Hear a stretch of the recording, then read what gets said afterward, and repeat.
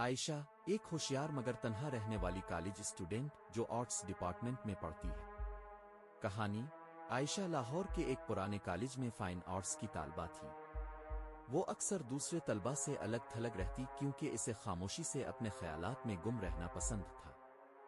اس کا پسندیدہ کمرہ تھا روم نمبر 13، جو کالج کی سب سے پرانی عمارت میں واقع تھا۔ اس کمرے کو اکثر بند رکھا جاتا تھا کیونکہ وہاں کچھ عجیب سا محسوس ہوتا تھا۔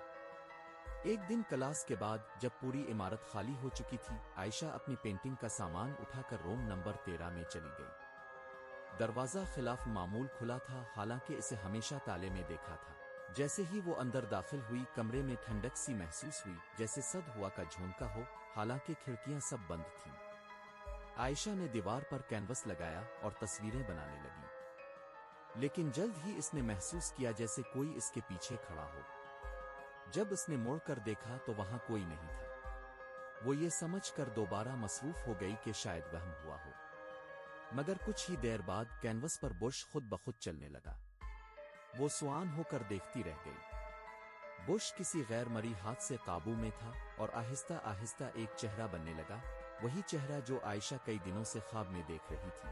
کالے بال، خون سے بھری آنکھیں اور ایک عجیب سی مسکراہٹ۔ اچانک کمرے کا دروازہ زور سے بند ہو گیا، روشنی بند ہو گئی، اور کسی نے عائشہ کے کان میں آہستہ سے کہا، واپس مت آنا، یہ اب میرا کمرہ ہے۔ عائشہ کی چیخ سننے والا کوئی نہیں تھا۔ اگلے دن کالج کے گیٹ پر ایک نوٹس لگا تھا، عائشہ بی لاپتہ ہیں، اگر کسی کو معلومات ہوں تو اسٹاف روم میں اطلاع دیں۔ لیکن وہ کبھی نہیں ملی، اور روم نمبر 13 پھر کبھی نہیں کھولا گیا۔